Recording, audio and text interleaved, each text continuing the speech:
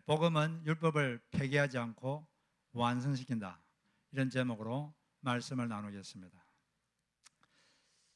우리가 지난주에 모든 사람은 죄인이고 죄인이기 때문에 하나님의 영광에 이르지 못했습니다. 그런데 예수님께서 죄인에 대한 대가를 다 십자가에서 받아주셨습니다. 그래서 예수를 믿으면 그 사람을 하나님 의롭다고 인정해 주십니다. 하나님 말씀을 다 지킨 사람으로 인정해 주셔서 하나님의 영광에 들어갈 수 있도록 해 주시는 거죠. 그런데 믿음으로 이제 구원을 받습니다. 믿음으로 구원받는다 이렇게 말하면 사람들이 믿음으로 구원받으니까 이제 내 마음대로 살아도 되겠다 이렇게 생각하는 사람이 있을 수 있고, 믿음으로 구원받으니까 이제 율법을 안 지켜도 되는가, 하나님의 법은 무시해도 되는가, 이제 하나님의 법은 미효화되었는가, 폐기되었는가, 이런 생각을 하는 사람이 있을 수 있습니다. 거기에 대해서 성경은 분명히 말하죠. 그렇지 않다. 오히려 율법을 세운다. 율법을 세운다의 말은 율법을 더 잘 지킬 수 있도록 해준다. 복음은 율법을 폐기하는 게 아니라 율법을 더 잘 지킬 수 있도록 해주는 것이 율법입니다. 복음입니다.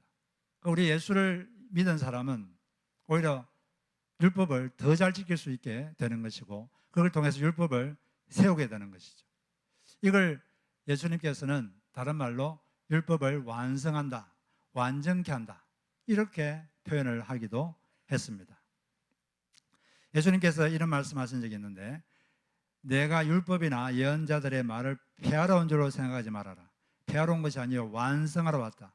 내가 진정으로 너에게 말한다.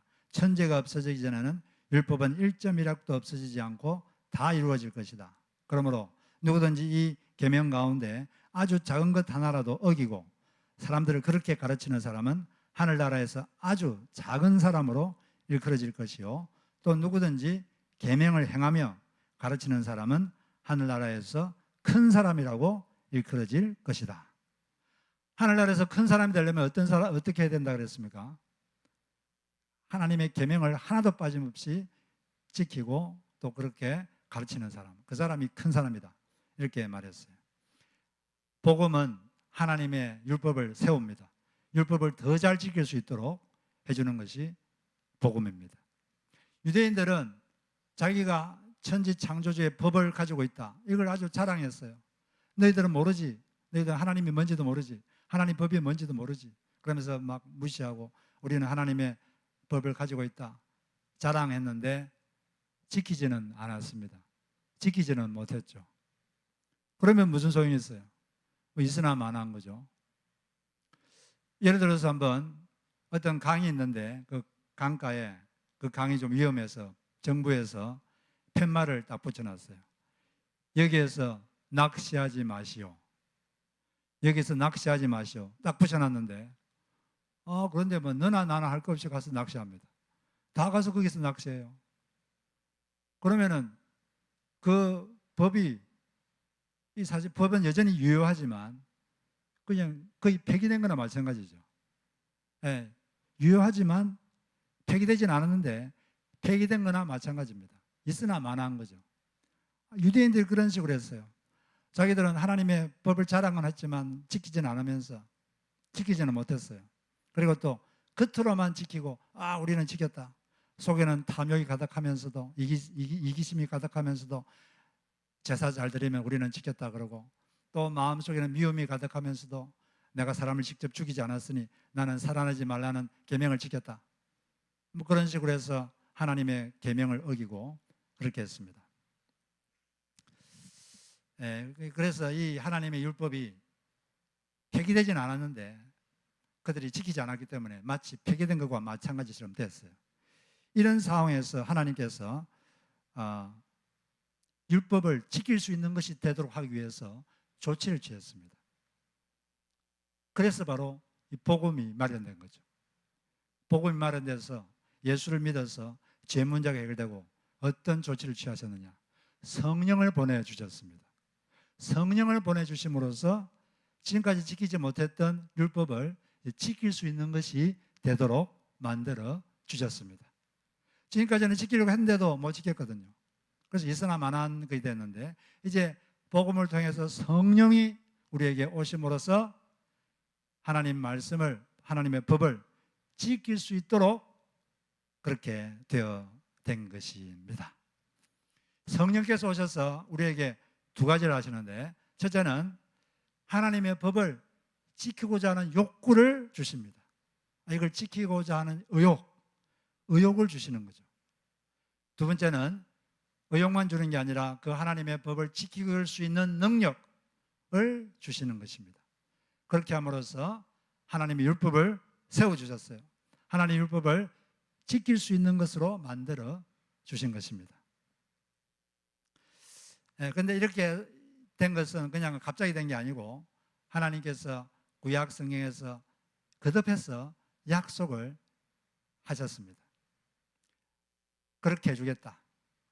율법을 지킬 수 있도록 해주겠다. 자, 우리 예레미야 33장, 31장 30절에 이런 말씀이 있는데, 그때가 오면 내가 이스라엘 가문과 유다 가문에 새 언약을 세우겠다. 신약 시대가 되면 이런 일이 있을 것이다. 이것은 내가 그들의 조상의 손을 붙잡고 이집트 땅에서 데리고 나오던 때에 세운 언약과는 다른 것이다. 내가 그들의 남편이 되었어도 그들은 나의 언약을 깨뜨려버렸다. 나의 말씀을 깨뜨려버렸다. 나 주의 말이다. 그러나 그 시절이 지난 뒤에 내가 이스라엘 가문과 언약을 세울 것이니 나는 나의 율법을 그들의 가슴 속에 넣어주며 그들의 마음판에 새겨 기록하여 나는 그들의 하나님이 되고 그들은 나의 백성이 될 것이다. 나 주의 말이니. 하나님이 때가 되면, 신약 시대가 되면 하나님의 법, 율법을 사람의 가슴 속에 넣어주고 그들의 마음판에 새겨주겠다. 기록해주겠다. 하나님의 법을 가슴에 새겨주고 마음판에 기록한다. 이게 무슨 말입니까? 여기다가 막 수술해가지고 여기다가 칩을 넣어가지고 여기다가 율법을 넣는다는 말입니까?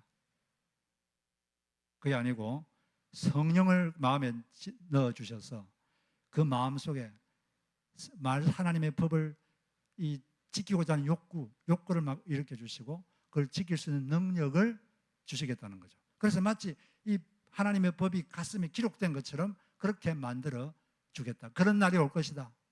그 시대를 신약 시대, 복음이 온 시대, 그걸 신약, 새 언약의 시대라고 이렇게 말하는 것입니다. 그리고 실제로 빌립보서 2장 13절을 보면은 세 번역으로 읽어보면 하나님은 여러분 안에서 활동하셔서 여러분으로 하여금 하나님을 기쁘시게 해드릴 것을 염원하게 하시고 소원하게 하시고 실천하게 하시는 분입니다.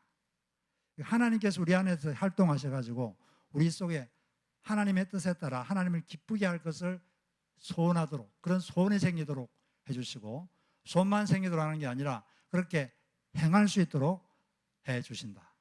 그게 바로 지금 복음의 시대, 예수 믿는 사람들 속에 생긴 현상인 것입니다. 그리고 가장 확실한 예언이 있는데 에스겔서 36장 27절 같이 한번 큰 소리로 읽어보겠습니다. 시작. 너희 속에 내 영을 두어 너희가 나의 모든 율례대로 행동하게 하겠다. 그러면 너희가 내 모든 규례를 지키고 실천할 것이다. 때가 되면 내가 너희 속에 내 영을 두어, 하나님의 영을 우리 속에 두어서 너희가 나의 모든 율례, 모든 말씀을 대로 행동하도록 해주겠다. 그러면 너희가 나의 모든 규례를 지키고 실천하게 될 것이다. 그런 시대가 온다는 거예요. 할렐루야. 지금이 그때인 줄로 믿습니다. 그래서 이 복음을 통해서 믿음으로, 예수를 믿음으로써 이제 우리는 율법을 세우게 되었습니다. 율법을 더 잘 지킬 수 있는 사람이 되었습니다. 율법을 지킨다 이 말은 다른 말로 하면 순종한다 그런 뜻이죠. 율법을 지킨다, 순종한다. 하나님의 말씀을 지킨다, 순종한다. 하나님께서 우리를 구원하신 목적이 뭘까요? 이 구원하신 목적이 뭐냐? 하나님이 우리를 구원하신 목적, 순종하는 사람이 되도록 하는 것. 이것이 하나님 우리를 구원하신 최종 목적입니다. 많은 사람들은 예수 믿어서 좀 편히 살고 예수 믿어서 좀 풍요롭게 살자, 이걸 이제 목표로 삼는 사람이 있는데, 근데 하나님의 목표는 예수 믿어서 그 사람이 순종하는 사람이 되는 것. 그것이 우리를 구원해 주신 목적이다. 우리를 선택하신 목적이다. 그게 최종 목적이다. 이렇게 아주 분명하게 성경에서 여러 군데서 아주 밝히고 있습니다. 우리는 이 목적을 알아야 돼요. 이 전 세계 사람들이 하나님께 불순종하고 이렇게 됐을 때 하나님께서 일부 사람들을 구원해서 선택해서 그 사람들을 순종자가 되도록 하기 위해서 그렇게 하신 겁니다. 대표적인 말씀이 베드로전서 1장 12절 말씀인데 같이 한번 읽어볼까요? 자, 시작. 곧 하나님의 아버지의 미리 하심을 따라 성령이 거룩하게 하심으로 순종함과 예수 그리스도의 피뿌림을 얻기 위하여 택하심을 받은 자들에게 편지하노니 은혜와 평강이 너에게 더욱 많을지어다. 여기 보면 하나님께서 무엇을 하기 위해서 우리를 택하셨다 이렇게 되어 있죠. 목적이 두 가지가 있죠. 이것을 위하여 택하심을 받았다. 이 두 가지 목적을 이루려고 하나님 우리를 택하셨다고 되어 있어요. 두 가지가 뭡니까? 첫째는 순종하도록, 두 번째는 그리스도의 피뿌림을 얻도록. 이 두 가지를 얻도록 하기 위해서 우리를 선택하셨다. 우리를 선택하셔서 예수를 믿게 하시고 구원해 주셨다. 첫째는 이제 피뿌림을 얻는다 이 말은 예수님의 피뿌림을 얻으면 우리 죄가 용서됩니다. 예수를 믿으면 예수님의 피가 영적으로 확 우리에게 뿌려지는데 그렇게 해서 죄가 확 용서가 돼요. 두 번째는 순종하도록, 순종하는 사람이 되도록 하는 것이 우리를 구원하신 목적입니다. 로마서 1장 5절도 그렇게 말해주고 있다. 로마서 1장 5절. 우리는 그를 통하여 은혜를 입어 사도의 직분을 받았습니다. 그것은 우리가 그 이름을 전하여 모든 민족이 믿고 순종하게 하려는 것입니다. 바울이 모든 민족에 복음을 전했는데 그 목적이 뭐냐? 그 사람들이 믿어서 예수를 믿어서 순종하도록 되는 것. 그 사람들이 순종하는 것, 이것이 최종 목적입니다. 예수를 믿는 목적이 뭡니까? 순종하는 사람이 되는 것. 그게 목적이에요. 하나님께서 아브라함을 선택한 목적도 그것이라고 되어 있습니다. 창세기 1장에 보면 18장 19절에 보면 내가 아브라함으로 그 자식과 권속 가족에게 명하여 여호와의 도를 지켜 의와 공도를 행하게 하려고 그를 택하였나니. 예. 아브라함을 택한 이유도 아브라함과 그의 가족들과 그의 후손들이 하나님의 법을 지키도록 하기 위해서 그렇게 한 것이다. 예, 우리는 이것을 알아야 됩니다. 하나님께서 우리를 구원하신 목적은 우리를 순종하는 사람이 되도록 하기 위한 것입니다. 사람은 태어날 때부터 사람은 이기적이에요.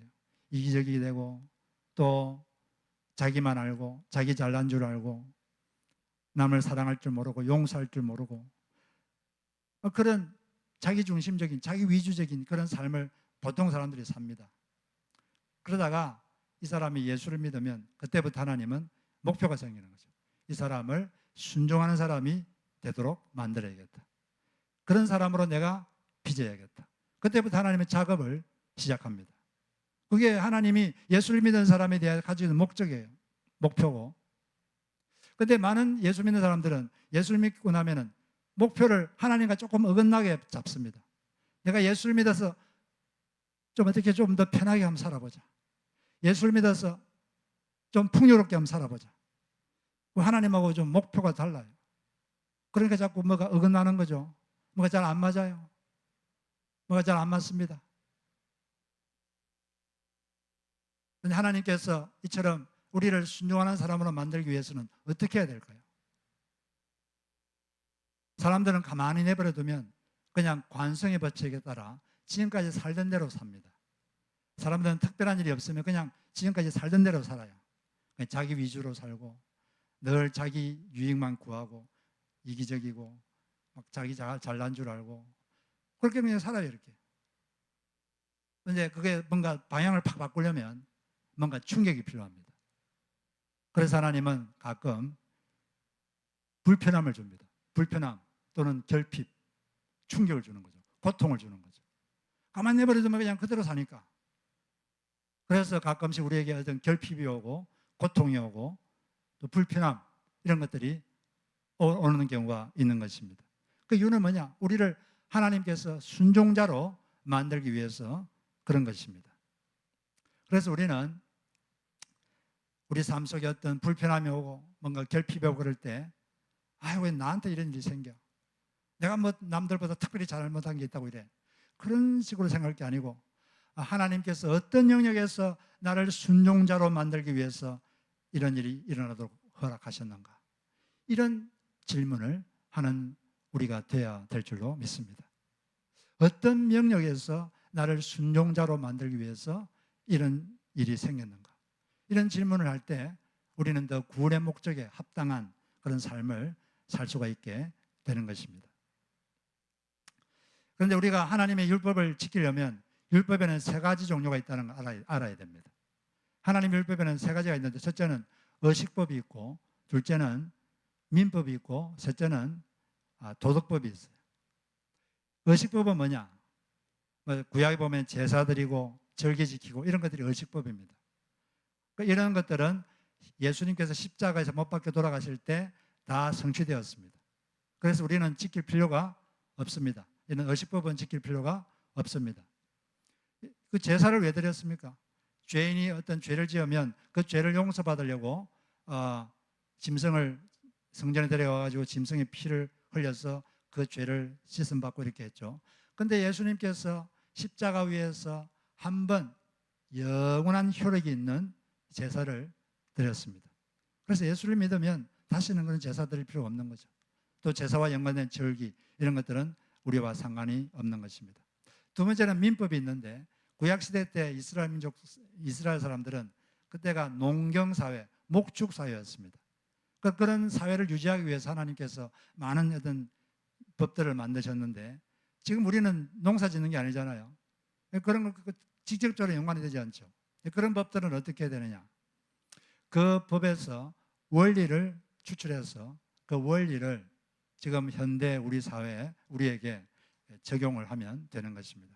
거기서 원리를 추출해서 그걸 지금 우리에게 적용을 하면 되는 것이죠. 그런 예들이 신약에 가끔 나와요. 대표적인 게 고린도전서 9장인데 거기 보면은 타작하는 소에게 망을 씌우지 말라. 이런 신명기 25장 말씀을 인용합니다. 왜 이런 말을 하느냐? 하나님께서 소를 걱정하신 것이 아니라 우리 모두를 위해서 이 말씀을 하신 것이다. 이렇게 바울이 말하는데 그 말씀은 뭐냐면 소가 타작할 때 소들이 망을 안 씌우면 곡식을 먹거든요. 그래서 사람들이 망을 씌웠는데 그러지 말라는 거예요. 왜냐하면 소가 지금 타작한다고 수고를 하잖아요. 그럼 수고하니까 좀 먹도록 해라 이거지. 대가를 좀 얻을 수 있도록 하라는 겁니다. 여기에서 이제 원리를 뽑아내서 바울이 뭘 말하느냐?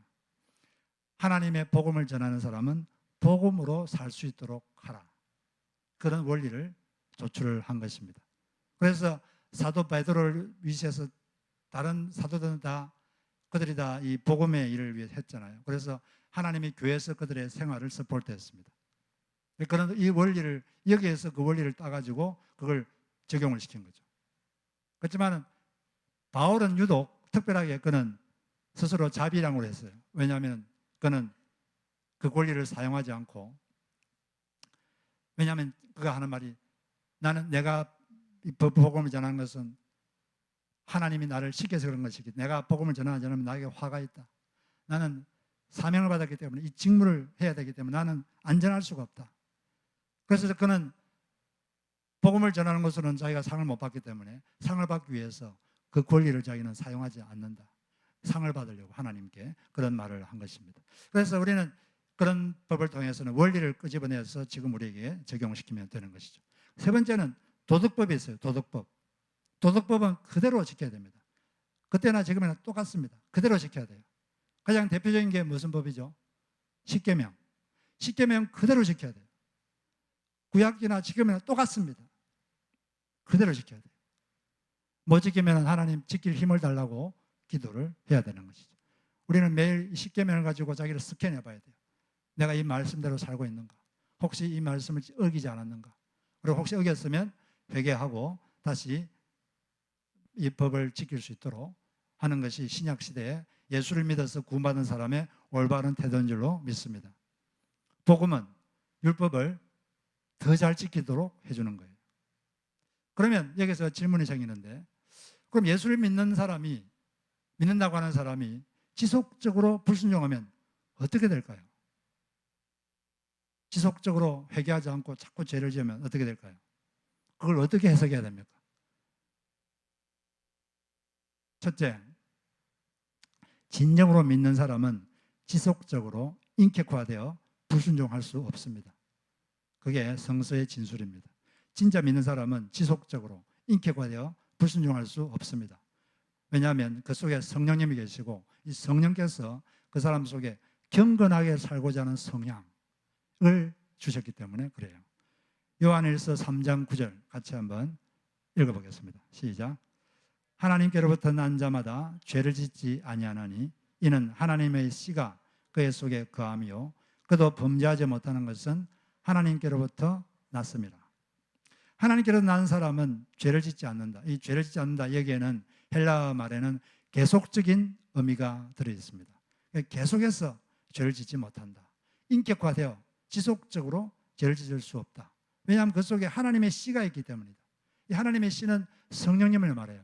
그런데 좀 더 자세하게 말하면 이 성령님이 그 사람 속에 넣어준 성향, 경건하게 살고자 하는 성향, 그게 예수를 딱 믿으면 그 사람 속에 딱 생깁니다. 성령님이 들어오면 그런 성향이 딱 생겨요.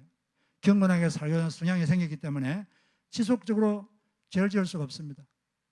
그걸 지으면 마음속에 고통이 오고 또 우리 신앙 양심이 예민해졌기 때문에 마음이 자꾸 거리낌이 오기 때문에 지속적으로 그렇게 할 수가 없어요. 두 번째, 예수를 믿는다는 사람이 계속 불순종하면 회개하지 않고 그러면 하나님의 징계가 있습니다. 하나님의 징계가 있을 수가 있습니다. 하나님은 믿는 사람들을 사랑하십니다. 우리 믿는 자들의 아버지시죠. 사랑하는 아버지. 진노는 하나님께서 다 예수님이 십자가에 다 받아주셨고 예수님을 믿으면 예수 믿는 사람들에게 하나님은 사랑만 베푸시는 거죠. 그런데 사랑하는 자식이 자꾸 잘못된 길로 가고 망하는 길로 가고 그러면 아버지는 어떻게 합니까? 가만히 내버려둬야 됩니까? 사랑하는 아버지는 징계를 통해서 그가 올바른 길로 갈 수 있도록 하는 거죠. 그래서 히브리서 12장 6절에 보면 주께서 사랑하시는 자를 징계하시고 그가 받아들이시는 아들마다 채찍질 하심이라 하였으니 징계는 다 받는 것이거늘 너에게 없으면 사생자요 신하들이 아니니라.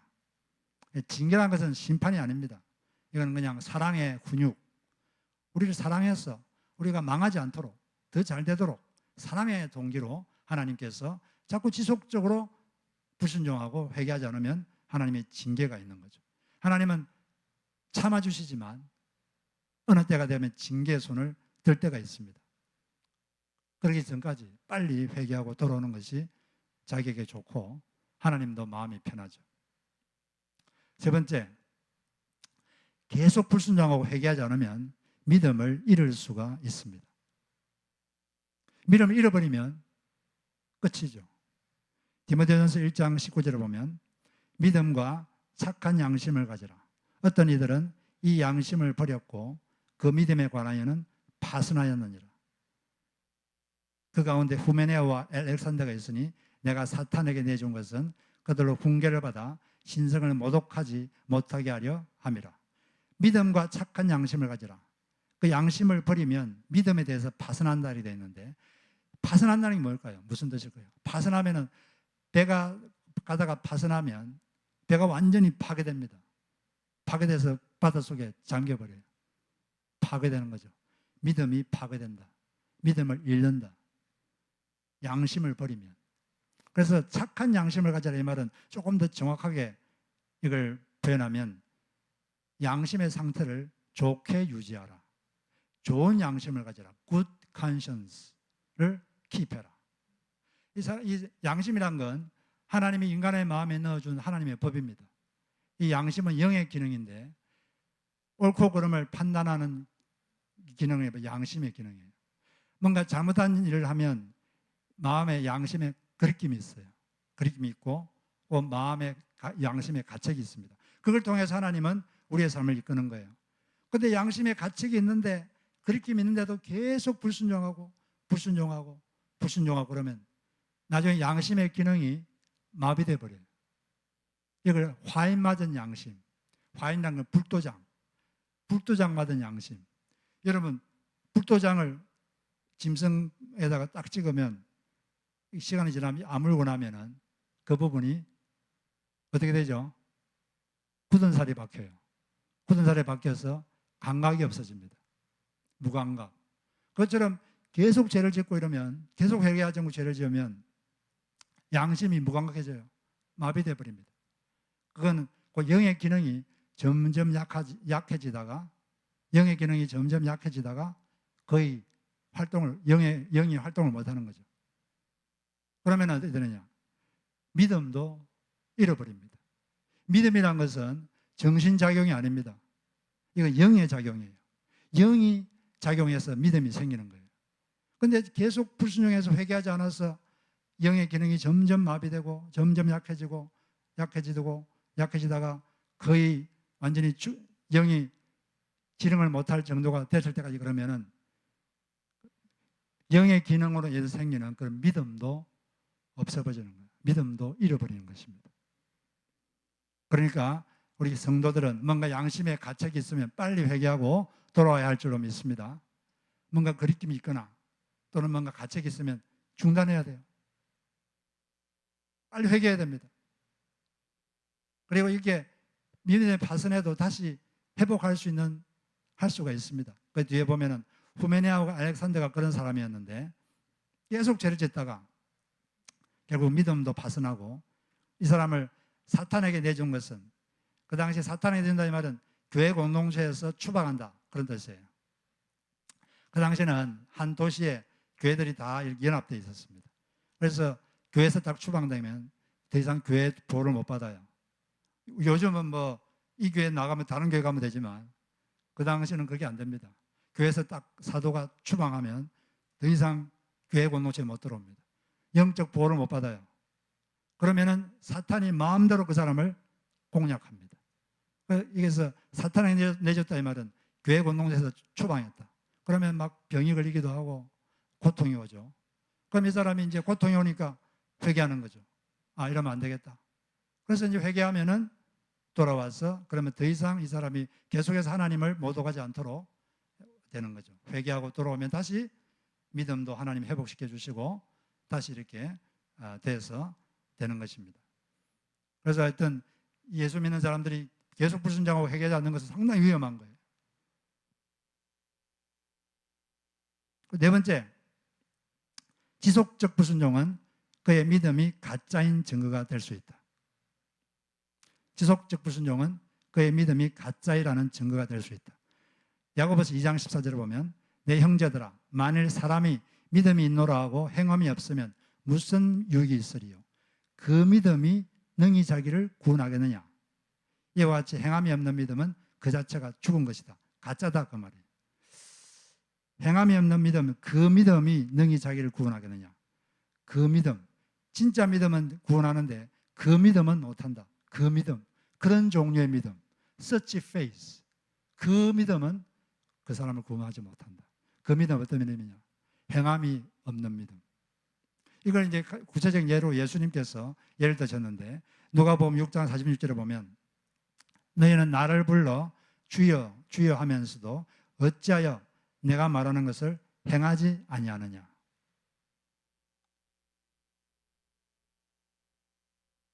우리가 예수님을 믿는다는 것은 예수님을 주님으로 믿는 거예요. 주인님. 예수님 보고 주인님 했으면 주인님이 오너잖아요. 오너. 주인님이면 주인의 말을 들어야 되잖아요. 예수님을 주님 그러면 제가 당신 말을 듣겠습니다. 그 말이거든요. 그런데 어떤 종이 있는데 주인이 김씨 저 옆 마을에 가가지고 박 씨를 만나서 이 물건을 전해주시오. 그런데 그 종이 저 하기 싫습니다. 당신이 하세요. 당신은 손발인데 왜 내보고 하라 그래? 예를 들면 그 사람 종입니까? 입으로는 주인님 해놓고 주인이 말했는데 듣지도 않아요. 그러면 이 사람은 말만 주인이고 행동은 그러니까 이건 가짜지. 그런 걸 말하는 거예요. 예수님 보고 주님 주님 그러면서 주님이 하라 그러면 아무 관심도 없고 주님이 뜻이 뭔지 아무 관심도 없고 그 불순종해도 전혀 뭐 회개할 생각도 안 하고 아무 가책도 없고 그런 사람의 믿음이 진짜일까요? 만약 여러분 중에 그런 분 안 계시겠지만 혹시 주변에 그런 사람이 있으면 당신 믿음이 가짜인 수가 있으니까 믿음을 점검해 보라고 말해야 됩니다. 왜냐하면 자기는 믿는다고 생각했는데 나중에 죽어서 눈을 떠보니까 천국이 아니고 지옥에서 눈 뜨면 어떻게 하겠어요? 큰일입니다. 아주 큰일. 그리고 예수님은 또 더 심한 말도 하셨어요. 마태복음 7장 21절. 나더러 주여 주여 하는 자마다 다 천국에 들어갈 것이 아니요 다만 하늘에 계신 내 아버지의 뜻대로 행하는 자라야 들어가리라. 이 사람이 진짜 믿음이 있으면 아버지의 뜻대로 행하는 삶을 산다는 거죠. 예수를 진짜 주님을 믿으면 하나님 아버지의 뜻대로 살려고 애쓰는 사람이 되는 것입니다. 예수를 진짜 믿는 사람은 딱 기본 자세가 있어요. 하나님 뜻에 순종하려는 기본 자세가 있습니다. 물론 우리가 약하기 때문에 100% 순종하지 못할 수 있습니다. 그렇지만 그때는 빨리 깨닫고 하나님께 회개하고 다시 시작하는 거죠.